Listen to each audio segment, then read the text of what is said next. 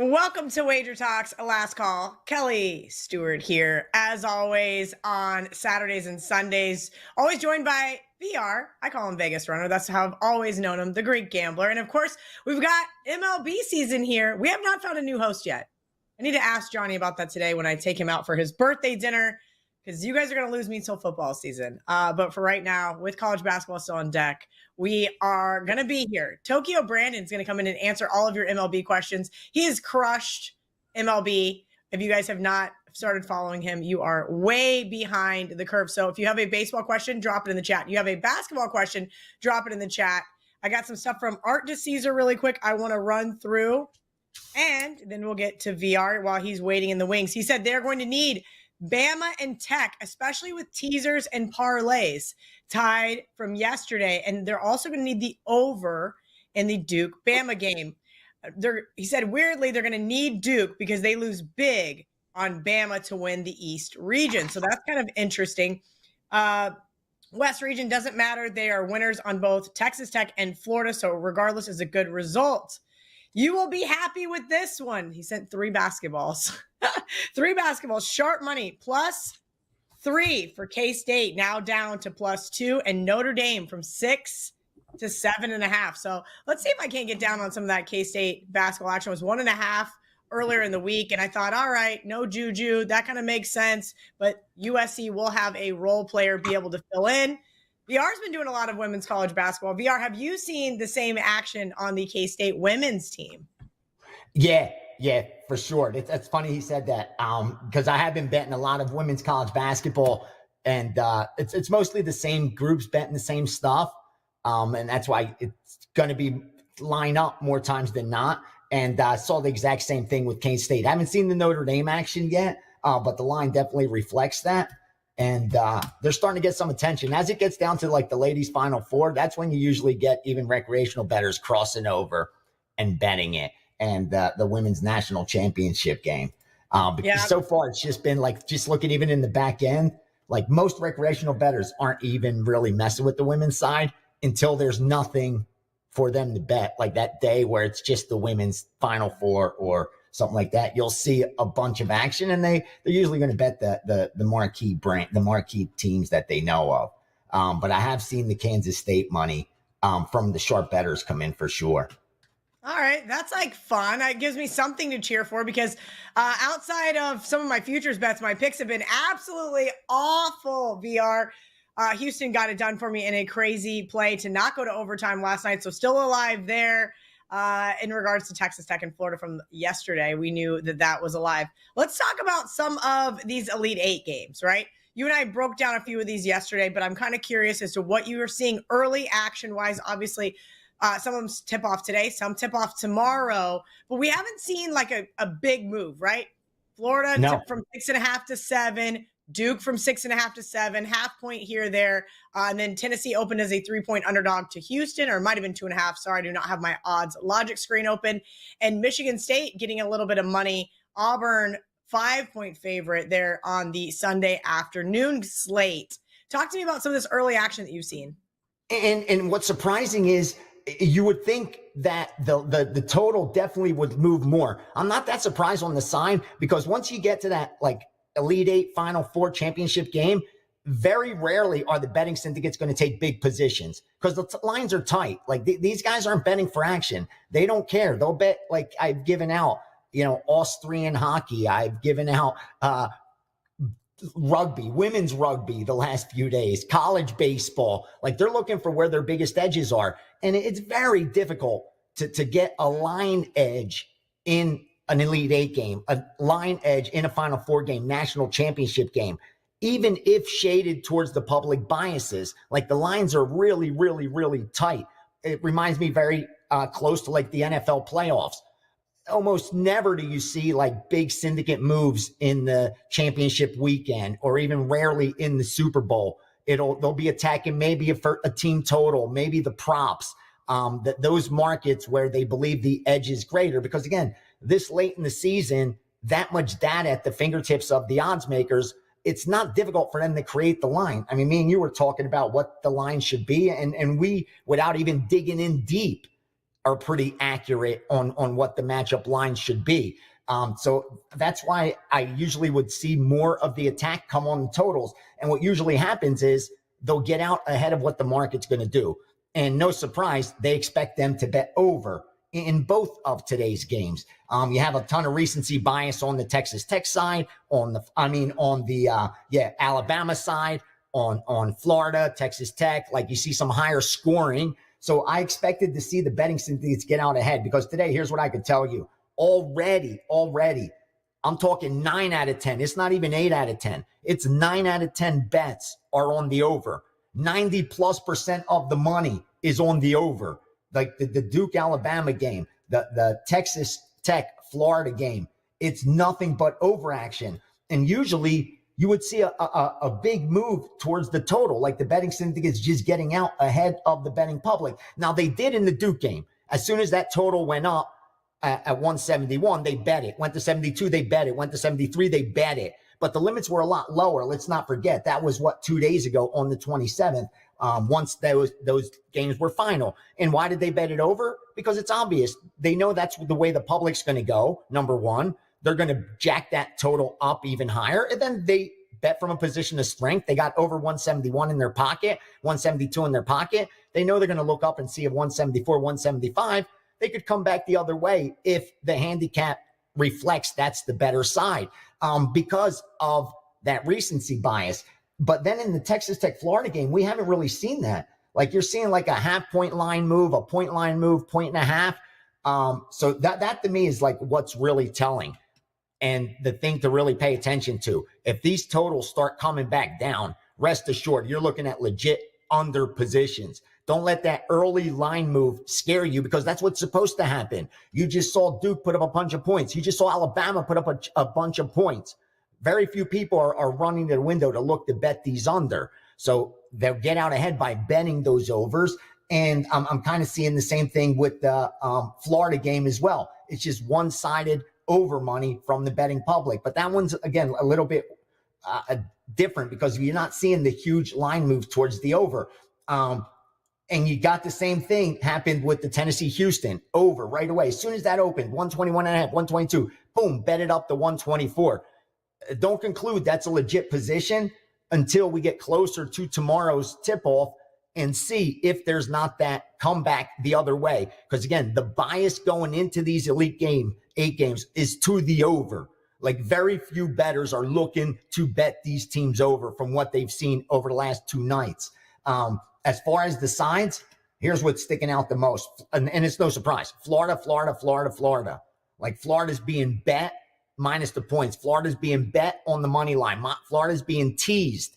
And believe it or not, it's Duke that's being faded.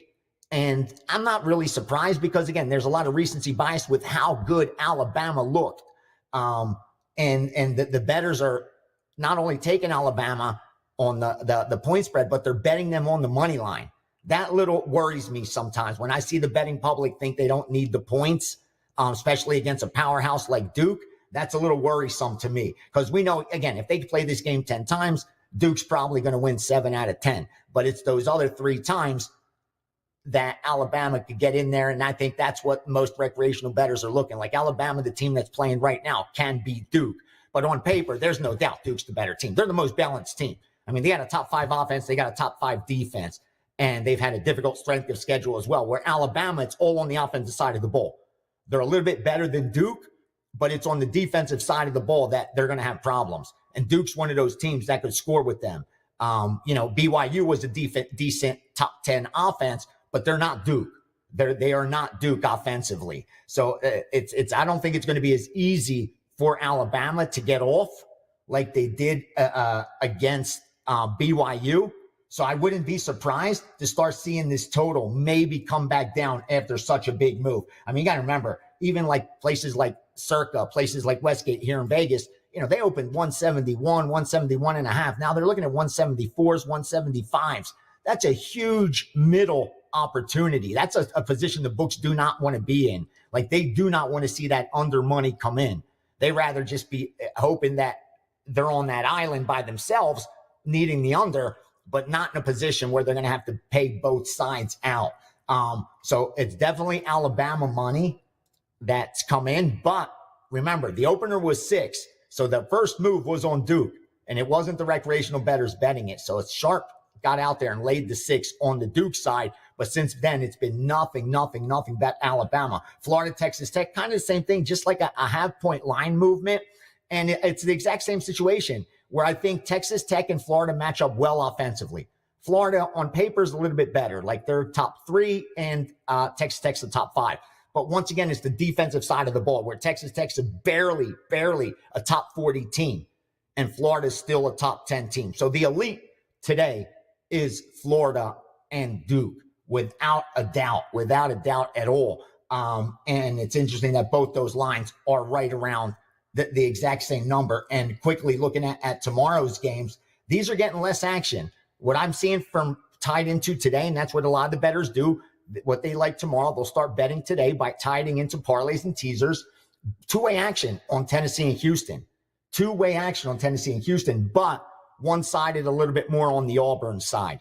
So it's probably like 60-40, 65-35 on Auburn against Michigan State. So favorites are getting bet in Florida and Auburn, and then you're getting some dog money in Tennessee, which again is a little more 50-50, but a little heavier Tennessee and a lot heavier on Alabama. And you said Art touched on Alabama would be a worst case scenario for them if they were to win their region. I have a future on Alabama. I have a future on Auburn. So I do hope that the state of Alabama is well represented in the Final Four and even cut down the nets the following Monday night. But I don't like how these games set up. I really don't. I don't like how Duke's kind of being disrespected here. I get it. It's a 7-point spread, so it's not really that much disrespect, but meaning that the market thinks that Alabama is capable of beating them on the money line. My power ratings show the numbers should be about 5.5. So it does seem like there's some value in Alabama, and Florida should be a little bit higher. They should be about an 8-point favorite against Texas Tech. For tomorrow's games, my power ratings have Houston should beat Tennessee, by about 4, which is right around where that line states. And Auburn should be about a 4-point favorite. So I think they're giving a little more than the line reflects. And that's not surprising. Again, they're getting 65% of the action. So if anything, it's going to be shaded towards that favorite. I think Michigan State's live, and I have an Auburn future. I think Michigan State's a dangerous team. Because they're top 5 defense. And that's what Auburn's problem is going to be. Like, they're offensively, they're the best teams remaining. Nobody's better than Auburn right now on the offensive side of the ball. But Michigan State's much better defensively. And Auburn's still a top 10 defense, but it tells you just how good Michigan State is on the defensive side. So if Michigan State's able to keep that one close, I think they're very, very live, not just to cover the number, but possibly beat Auburn outright. And again, this is talk coming from somebody who needs Auburn for a nice score, someone that needs Alabama for a nice score. And I don't like the position I'm in. I don't like the disrespect Duke's getting. And I don't like how Michigan State is being overlooked. But that number of 5 is very telling of just how good Auburn is, because it's a 1 versus 2, and it's still a 5-point number. So again, just to summarize, heavy over money from the public on all more or less 4 of the games, heavier today, very heavy today. And then they like Alabama. They like Alabama money line, and they love Florida. Florida going down would be the best thing for the books, because that would eliminate so many money line parlays, so many team parlays in the Elite 8. Florida is the big game today. Florida is the big game. And like I said, that my power ratings show Florida should probably cover this number at 7.5. So tough game. I'm hoping it gets jacked up and I could take some Texas Tech action, because I do think Texas Tech's offense could create some problems for that Florida D, as good as they are. Yeah, I kind of looked at that too, VR. Like I have either team wins, they advance for me, right? They still have to face Duke. That's the reality. You want Florida. You want Florida. On paper, Florida definitely has a better shot of being Duke. Oh, absolutely. But my point being in regards to today's game, I think I'm with you here. I think 7 seems a little stiff for a Texas Tech team that, well, frankly, I think had their worst game in over a month. I mean, that Arkansas game, I went to bed. I was like, I'm not doing this. Like, whatever. You guys suck. Like, that just negative mentality because their style of play was that poor. The interesting thing is, do you think Texas Tech is going to be able to slow down this Florida offense? And if you do you think that they're going to be playing in the mud with each other? Maybe that does bode well for an under game if you like Tech.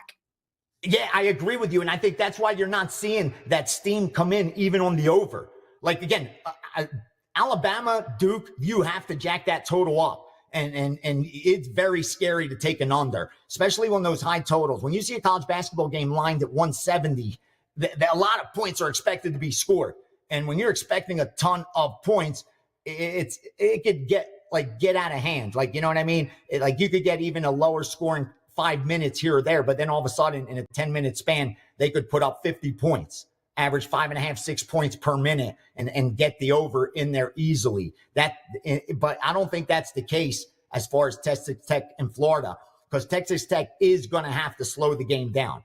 Like, again, they have a top 5 offense, but you don't want to test that against number 1, number 2. And that's what you're looking at with Florida. That's what you're looking at with Alabama, where with Duke knows what they got to do. Offensively, they got to be able to run with Alabama, and defensively, they just got to make sure they don't allow second chance opportunities, play that good defense. Again, not turn the ball over, play a cleaner game is, I think, what Duke has to do, and not let it become one of those schoolyard games where Alabama's just launching those threes and, hitting at that high rate. And real quickly, you touched on something that I think is so huge. When teams are coming off of what arguably is a worse performance or arguably their best performance, I always worry about backing that team that looked phenomenal. That's what worries me about my Alabama future. They just looked so good. They looked like they played their best game of the entire tournament last game out. And now you got to get up and play Duke, who's this is a step up in competition. Like we talk about all the time in MMA. Yeah, he's 4-0, but this is his toughest fight. This is a step up in competition. This is a huge, huge, huge, huge, huge step up in competition for Alabama. And if you already played your best game, it's not a great spot for them. Texas Tech, on the flip side, they're coming off a game that they could have easily lost.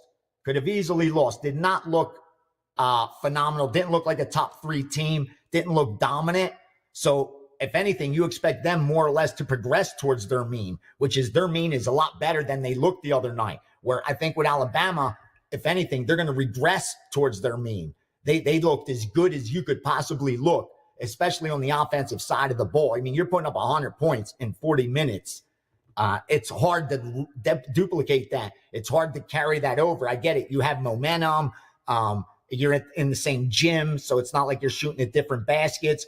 Should they be able to do it again?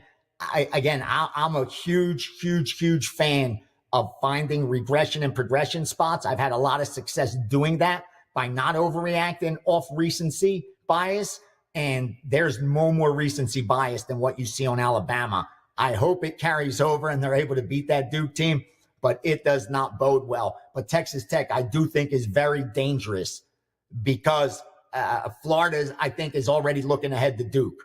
Again, you're going to play who's in front of you, and you're not going to overlook that easily a number 3 team. But rest assured, Florida's looking ahead to Duke. They know what's standing in front of them. So Florida looked piss poor in the first half versus Maryland, right? Todd Golden did a great job. He had some really good second half adjustments. Yeah. They end up blowing them out, right? Essentially. Kind of like. And Maryland was a top 5, top 6 defense too, that they did that too. So it's going to be much easier for them today. I'm kind of wondering, I think I'm going to go back to what we've been saying this entire tournament, VR, is that if you like the dog, bet them in the first half.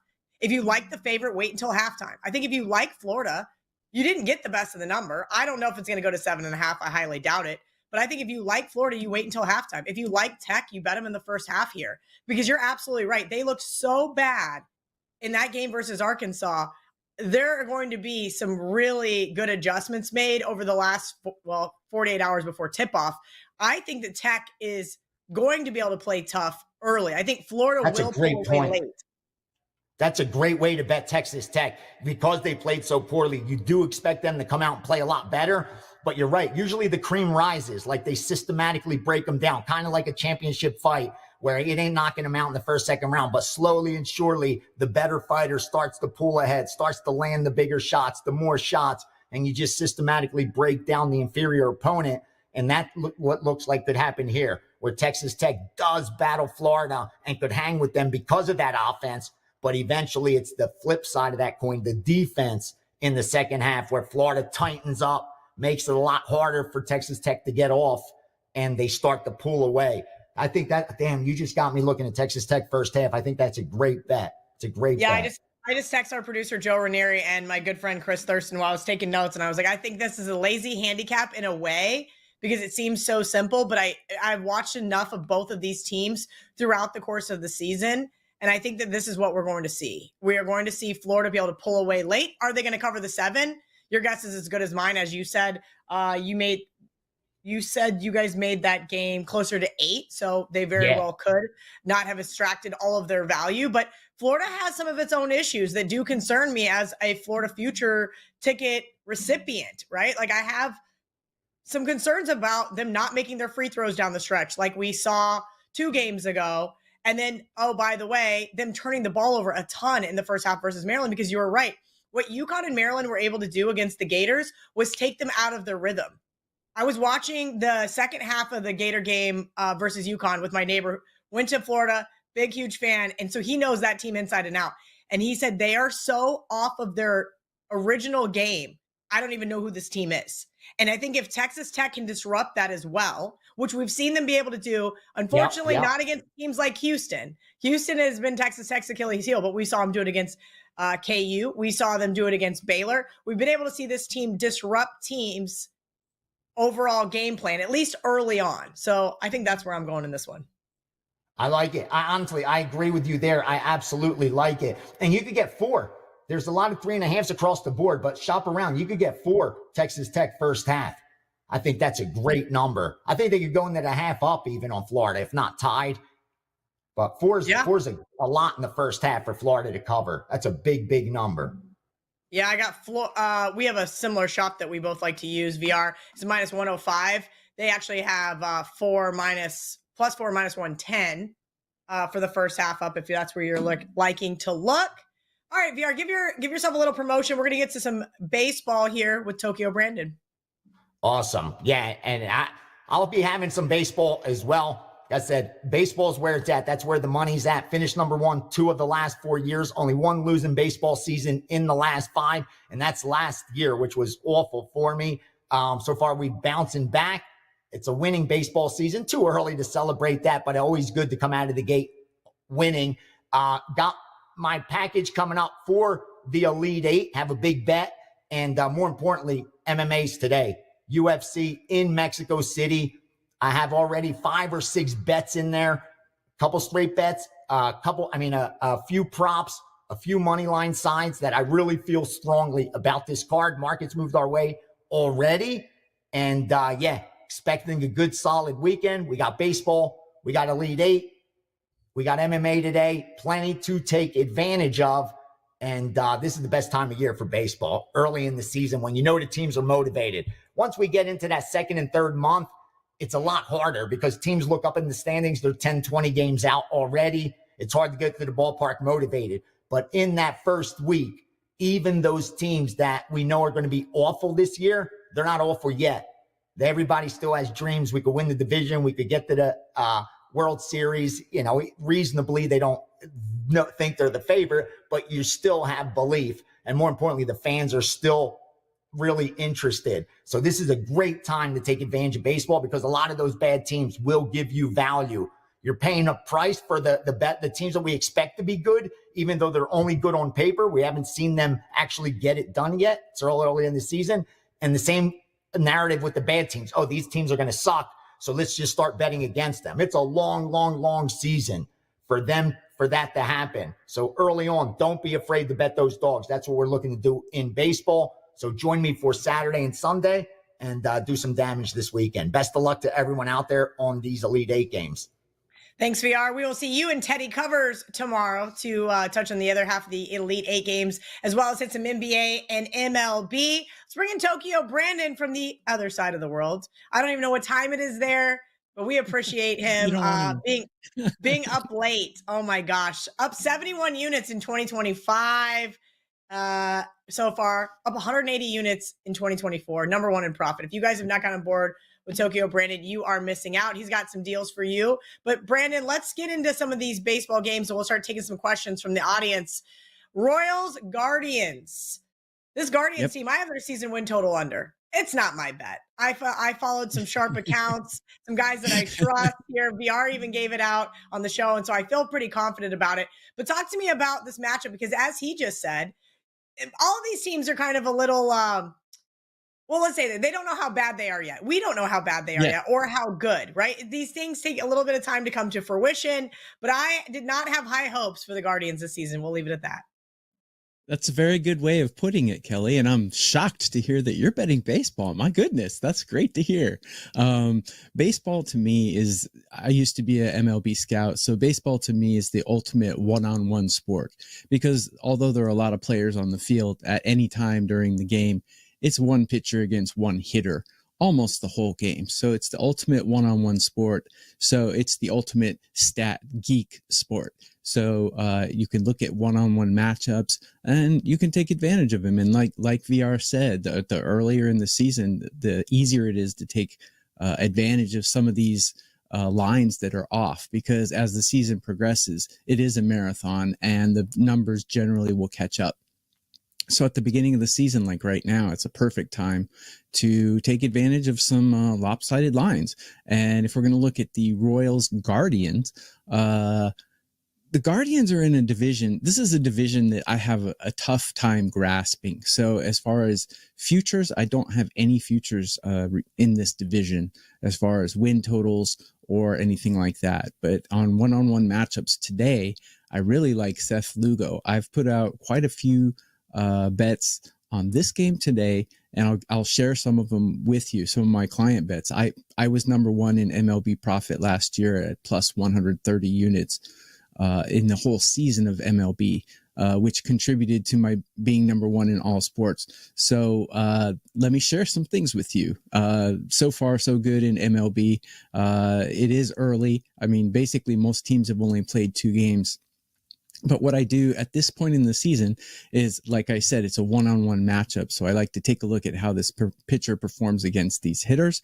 And then I look back to last season and see how the manager treats this pitcher early in the season. Because as we saw in the Tokyo series, Imanaga for the Cubs, he got taken out. He was throwing a no-hitter in the 4th inning and his manager took him out. So that's something to take note of.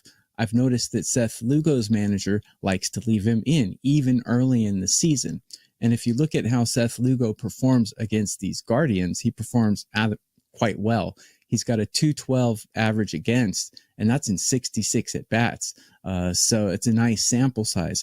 And the OPS is 621. So OPS is a number that kind of, it measures how well people hit against him, basically, not just getting on base, but takes in a few other factors. And I think the Mendoza line for OPS is right around 700. So if a pitcher can keep hitters under 700, it means he's controlling them fairly well. So 621 obviously is under 700. So Seth Lugo does well against these batters. So the bets that I have here, I like Seth Lugo's walks. For some reason, his walks in this are 1.5. And if you look, he had 3 starts against the Royals or against the Guardians last season, and in none of them did he walk 2 batters. He walked 1 batter in each start. So I do like the under 1.5 walks for Seth Lugo, and I also like his outs recorded at 16.5. So a lot of people ask me, what is outs recorded? Basically, 1 inning is 3 outs. So if you divide the large number by 3, that tells you how many innings I expect this pitcher to pitch. So I'm not a math major. I'm really horrible at math. But 15 outs divided by 3 is 5 innings. So Seth Lugo, 16.5 means he'll get 2 outs in the 6th inning. If you look to last season, he did that in most of his early starts. And in against the Guardians, he finished 6 innings in all 3 starts against the Guardians. So those are 2 props I'm looking at with Seth Lugo today on the mound with Kansas City is 16.5 outs over. You can find that on DraftKings and most other books. And the walks under 1.5 for Seth Lugo is where I'm looking in that particular game. All right, guys, if you have a question for Tokyo Brandon, we're going to get to that here shortly. Let's see what Jack says. What up, Tokyo? I played St. Louis today. Looking at a few player props right now. Brandon, do you have any thought process on that game or maybe any prop bets that Jack should maybe have his eye on? Well, we got Joe Ryan going against Fetty. Fetty is an interesting guy because he was in Korea, then he came back to the U.S., and he's been doing pretty good against these twin batters. Also, he's done really well. So Fetty is a guy you might want to bet on. Joe Ryan is a guy who was really good, but then he kind of fell off a cliff. So he's had horrible stats against these Cardinals. So that might be a decent play. In 2024, Joe Ryan had quite a few starts. And he overall was okay, but he kind of fell off a cliff from 2 years ago. I would back Fetty here, but the Cardinals are not a team that I really like. They lost Goldschmidt this year. The hitting might be a little bit lacking. I would think an under in this, but yeah, if I'm going to back anyone in this game, it would be Fetty over Ryan. But I'm not really enamored with either one of these teams' ability to score a lot of runs. So I would also like the under in this particular game.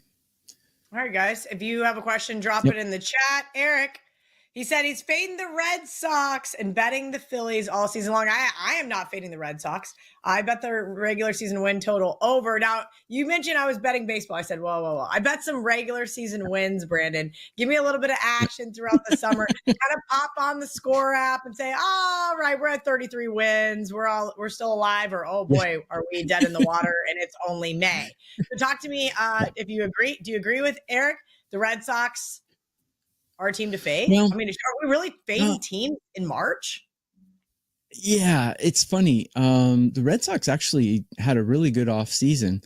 And not only do you look at the particular team themselves, but also who they're in the division with, because they play at least 12 games against those teams in general.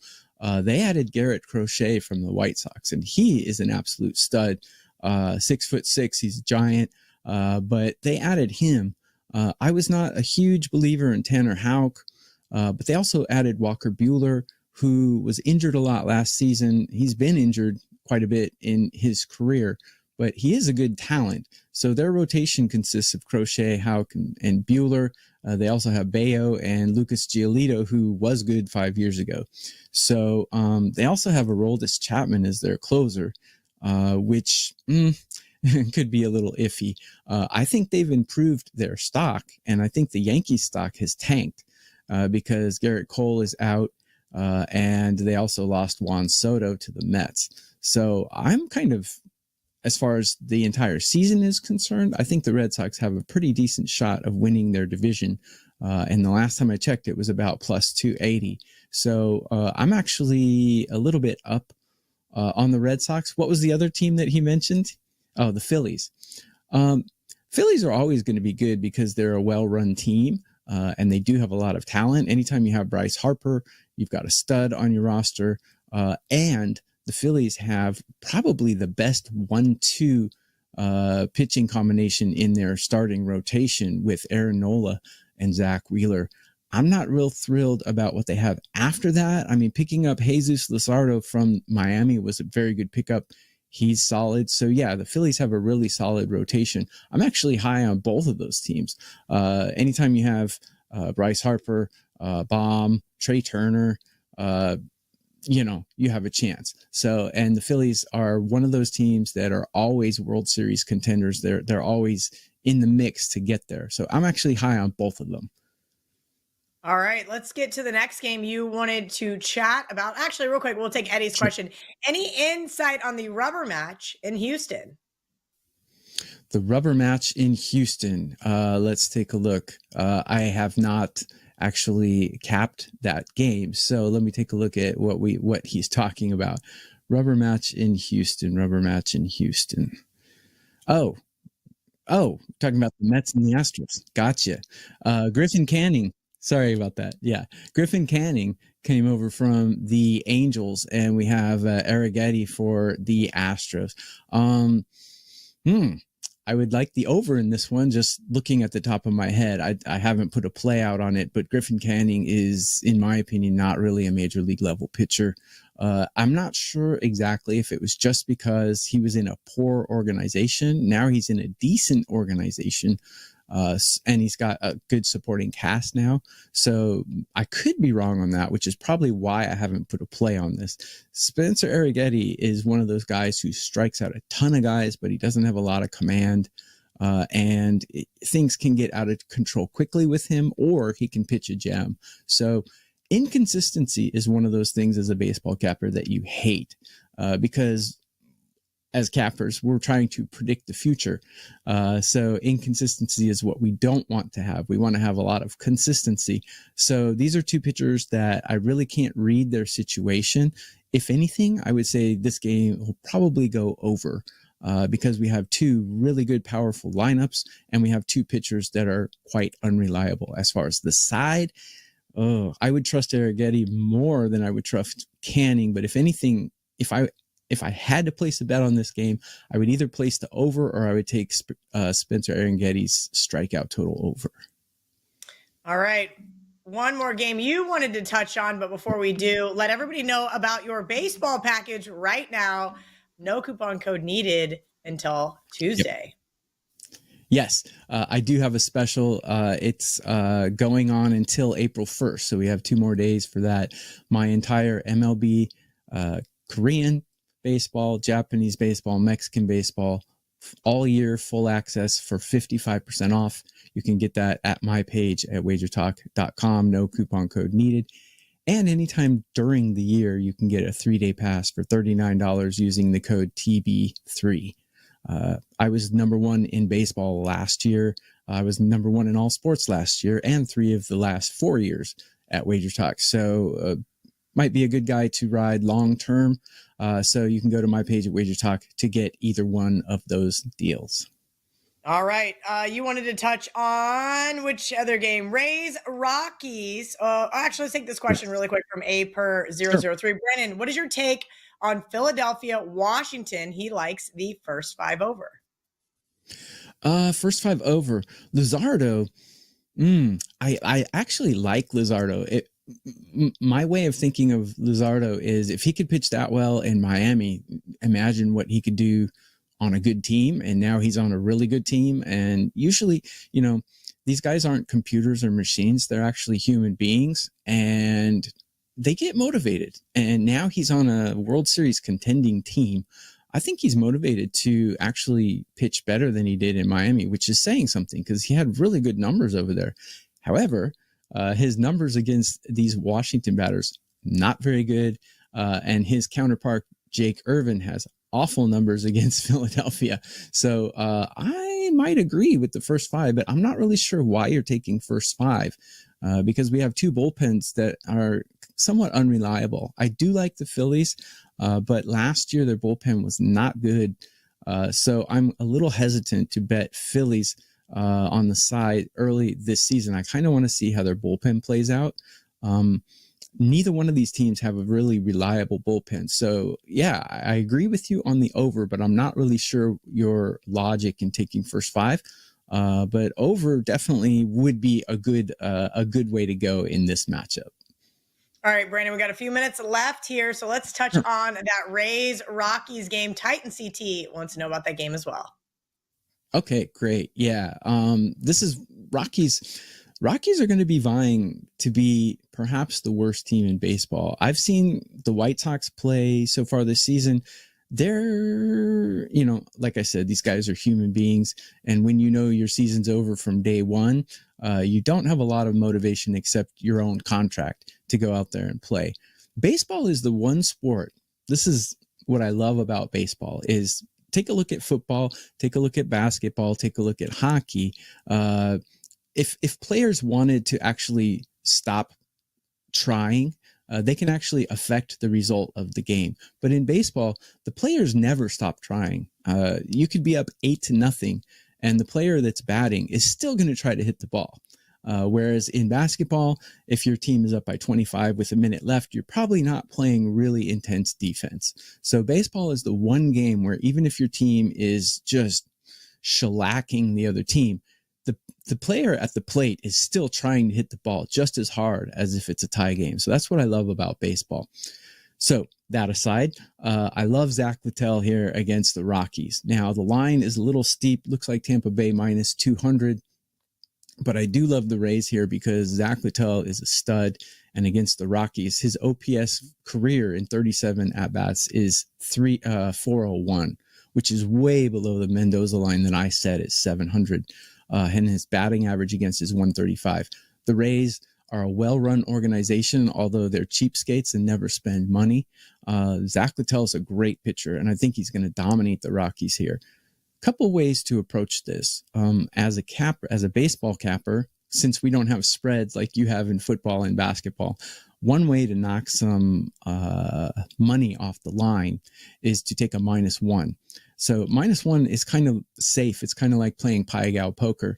A lot of ties, but if your team wins by 1, you don't lose your money. Whereas if you take a run line -1.5, your team, you do lose your money. So if you have like a -200 like this or a -180, you can take a -1 with the Tampa Bay Rays and knock that down to -160. Now, if that's a little too steep for you as well, then there's other ways to approach this game. I would not lay the 1.5 run line here. What I would do is I would take Zach Littell's outs recorded over perhaps, or even his strikeouts. I haven't looked at his strikeout props that closely, but the way I would approach this is taking Tampa Bay -1 because even if they're at home, still it's not as risky as a -1.5 run line. It basically with a -1, if your team wins, you don't lose your money. So that's what I like about it. It's low risk. There are a lot of ties, a lot of pushes where your team will win by 1, especially if they're at home. If they're winning at home, that means they'll get 8 innings of at-bats and the other team gets 9, obviously more chances to score more runs. But I do like the -1 in this game, and that's how I'm going to approach it, mainly because I love Zach Littell here. I love the matchup. And Senzatella is just an awful pitcher. So that's how I'm approaching this game. Awesome stuff from Brandon. Give our audience any closing thoughts. Give yourself a little bit of promotion, and then looking forward to see you throughout baseball season. Thanks. I have a 4% play today in Major League Baseball. I haven't done my Korean KBO numbers yet, but those games are later in the evening, 10 p.m. Mountain Time, so pretty late. I do have a 4% play here in Major League. I have 2 4% plays, actually, today in Major League that I love. They're both pitcher props. And as I said earlier, you can get 55% off my entire all baseball, all access year through the World Series for 55% off at my page at WagerTalk.com. Use the code TB3 to get 3 days for $39 anytime during the year. Awesome stuff from Tokyo Brandon. Thanks to Gianni Corrales. We'll see you guys tomorrow morning. As I mentioned, Teddy Covers is going to be joining us to hit some of the NBA slate, maybe talk a little MLB with him and VR, and of course, talk about the Elite 8. Hope you guys have a profitable Saturday, and we'll see you tomorrow.